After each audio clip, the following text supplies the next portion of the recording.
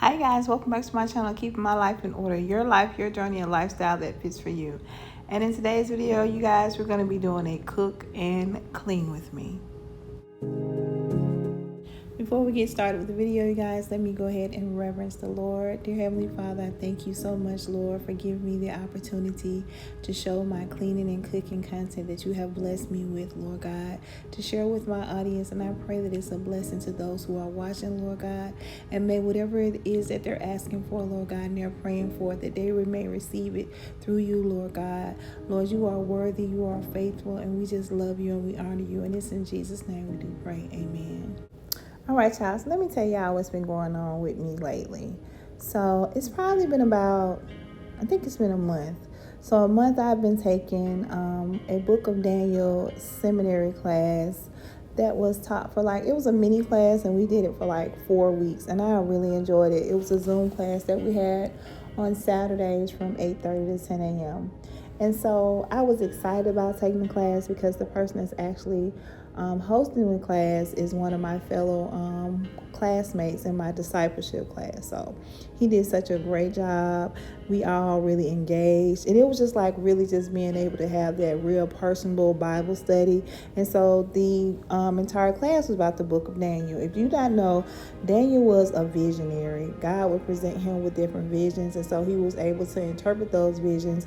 And a lot of the leaders really admired Daniel, but Daniel had so much faith. He had a lot of faith in God, and he just trusted him above all else. So let me tell y'all how the enemy is. So the first weekend I was reading the Bible, I was in unicorns and rainbows.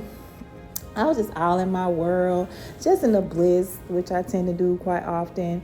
And then I noticed slowly but surely, when we got to the second week of reading the Bible, that's when the enemy started coming in. He tried to come in through my job, and things just started changing. I was dealing with all these different challenges. And y'all, let me tell y'all, the one thing about Danielle, I'm going to do whatever I can to figure out what it is that I'm doing wrong. And I'm very accountable for myself. So then, so he started with my job. So we get to week 3. Then it was a situation that went on with my family.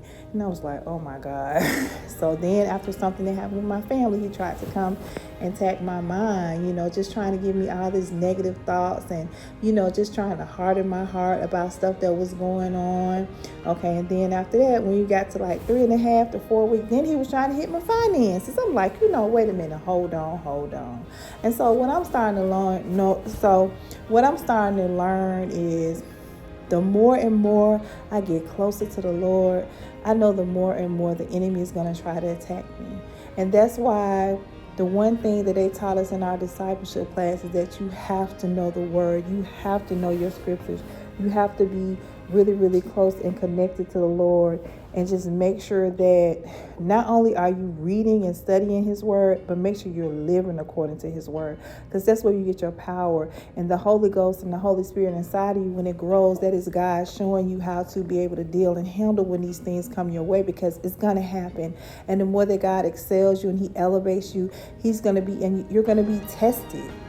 You're going to be tested. You're going to be put in these situations where you're going to have to be like, okay, I have got to lean on the Lord and trust him above all else. So God, I just wanted to share this with y'all, to just say, if you're dealing with anything, do not let the enemy take your joy. Do not let him try to creep in, because that's all he needs is an open window. Don't let him do that to you. Pray, read your word, and fast if you have to.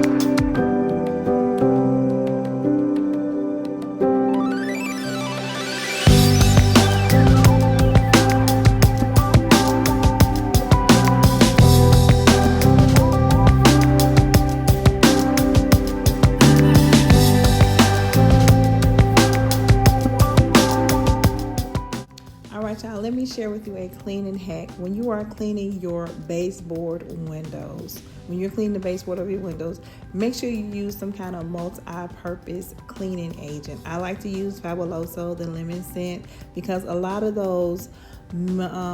multi-purpose cleansers, they contain like citrus, lavender, they have eucalyptus in them, and they have a lot of different other fragrances that lingers after cleaning, and it just makes the room smell so good and just leave that sense of freshness behind. So just make sure you use some kind of multi-purpose cleaner when you are cleaning your baseboard windows, and thank me later. Okay.